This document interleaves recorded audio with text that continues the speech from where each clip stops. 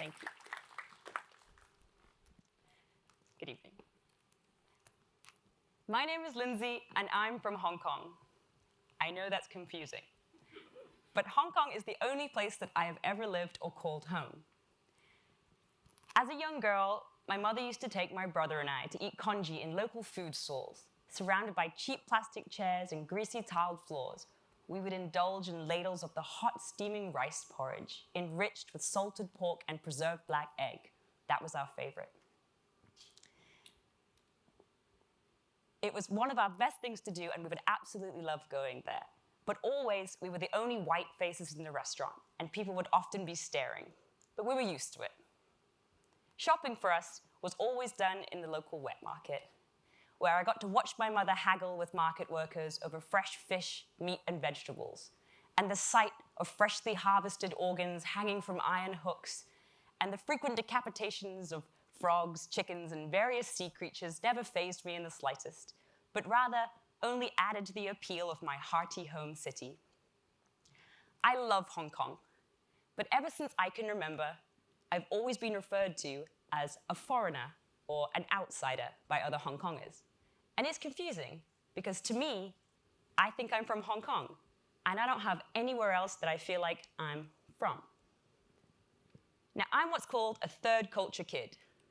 And a third culture kid, or TCK, is a person who has spent a significant part of his or her developmental years outside the parent's culture. What's slightly complicated about my version of a TCK is that I've always lived in one place, unlike many TCKs who've lived in multiple countries. And my mother is from Hong Kong, so it is her culture.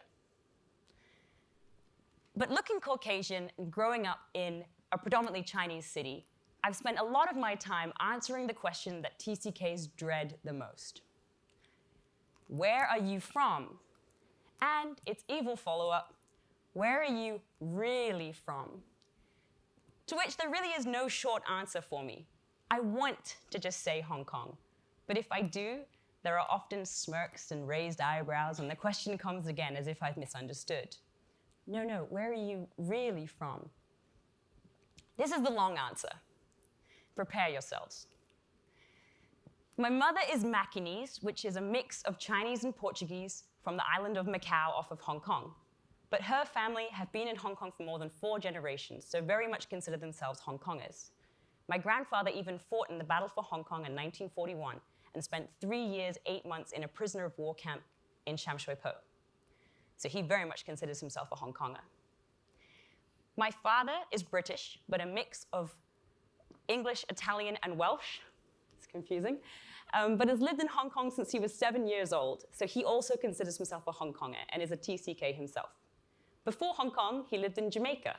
And before Jamaica, he did live in England, but he doesn't remember a huge amount of it because he was so young. And me? I've lived my whole life in Hong Kong, but confusingly, I was born in England because my parents wanted to make sure that I got a British passport. So flew to England, had me born, and 20 days later, I was back in Hong Kong. So to me, Hong Kong really is the only place that I would call home. But when I explain that bit about being born in England, Hong Kongers often go, "Oh, 你會幾時返英國? When are you going back to England?"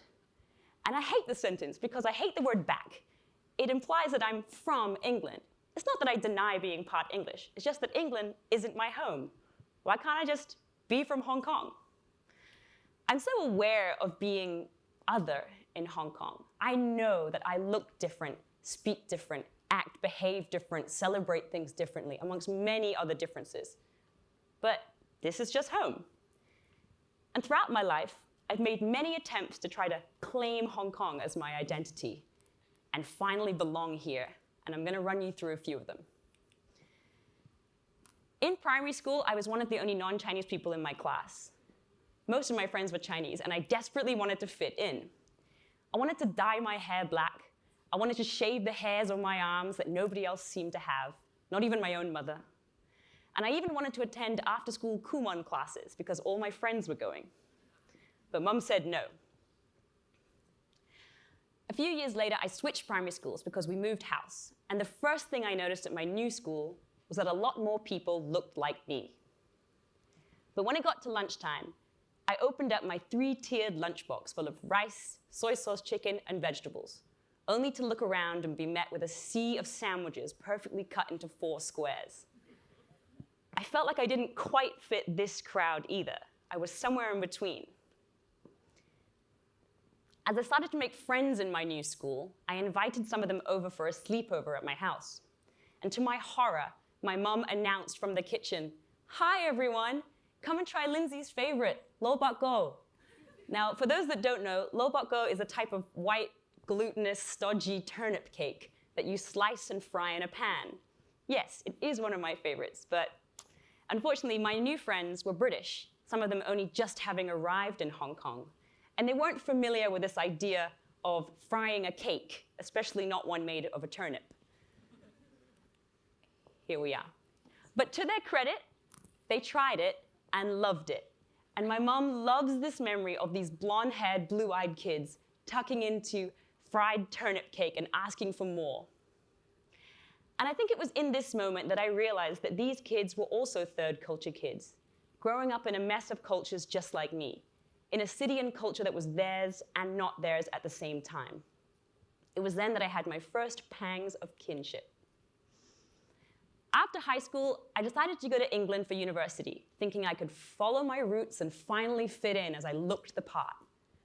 But soon after arriving, I realized that perhaps I wasn't quite British enough either. I didn't understand the TV shows that everybody else was watching, local celebrities that I'd never heard of. I didn't know some British slang that was being thrown around. And most notably, my international school accent meant that everybody kept asking me whether I was American or Australian, or strangely, one time South African. And the questions came once more. "Where are you from?" people would say. "Hong Kong?" No, where are you really from? At this point, I really didn't think I could say English because it was clear that I was new there, and also I didn't think that the hospital near the airport where I was born was a good enough hometown. So I just said, "Hong Kong?" "Wow," people would say. "Your English is so good." Thank you. I realized in that moment that I wasn't quite British enough either. Apparently, I wasn't from Hong Kong, and I wasn't from England. I realized that my understanding of Britishness came only really from what my own father had taught me, and he himself was a TCK, having lived in Hong Kong since he was 7. So the imposter syndrome kicked in.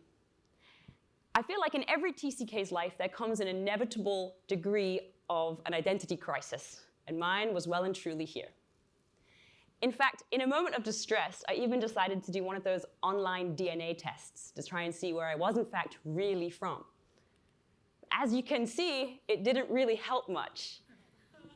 In fact, I'm only 2% English, and I'm a lot Scottish, which I never knew about. So it was back to square one.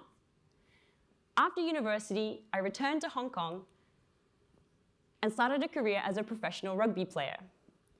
I felt a huge amount of pride and honor getting to represent my home, and as I pulled on that red and blue jersey and stood in line with my teammates, waiting for the announcement for Team Hong Kong to take the stage, I felt a huge amount of belonging and a sense of pride in that moment. When I looked around, our team were a mix of Chinese, black, white, and mixed nationalities. But when we put those jerseys on, we were all one team, and I felt like I finally belonged. But unfortunately, not everybody saw it that way. And commentators, spectators, and journalists would often comment on how many foreigners were in the team, and how they must have poached players from overseas to fill our squad. And I was referred to as British-born Lindsay. Why couldn't I just be from Hong Kong? In 2015, I made the decision to become nationalized and become Chinese in order to get a Hong Kong passport, which we needed to play in an Olympic qualifiers tournament that we had coming up. Surely this would make me more legit as a Hong Konger. It was done. I was a Hong Konger at last, and I had the papers to prove it. But again, unfortunately, not everybody saw it like that. And the main response I got was, "Wow, big move for a foreigner."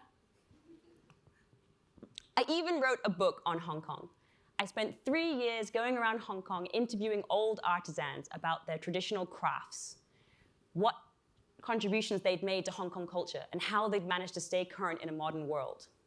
I relished this opportunity to get to know Hong Kong people and Hong Kong culture better, and I developed a greater love and understanding for my city.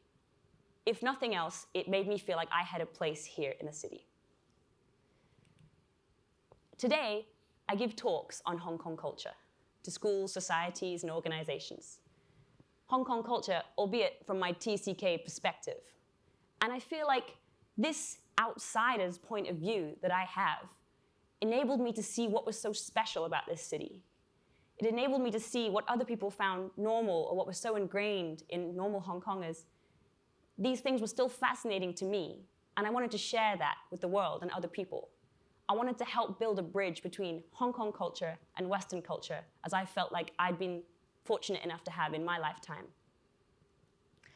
I feel like it is this ability to lean in and out of cultures and see from different perspectives that is one of the greatest advantages of being a TCK, and not one to be overlooked. But often, after these talks, I have somebody come up to me, "Amazing that you love Hong Kong so much, especially for a foreigner, but tell me, where are you really from?" And so, after so many failed attempts to try to claim my identity as a Hong Konger, I've finally given up and decided that I don't need to have my sense of home validated by everybody else around me. I know that Hong Kong is my place and my home. The nostalgia I feel when I eat a hot bowl of congee, or when I wade through the wet floors of Hong Kong's wet markets, or when I smell roasted chestnuts cooking on the streets by street hawkers in Hong Kong winter, that tells me I am home, and I need no more reassurance than that. My sense of belonging, I have found, is tied more to a community. Of the TCKs who shared turnip cake with me in my kitchen, or those that shared the Hong Kong jersey with me on the pitch. They never asked me where I was really from, or when I was going back home. They simply accepted and understood me. They never needed to fit me into a box because they too didn't quite fit any. And so, I leave you with this.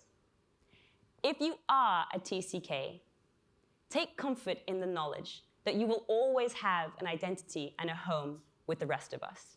Because TCKs do belong. We simply just belong to each other.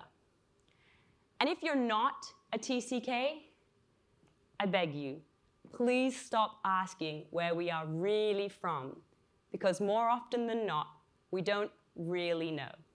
Thank you.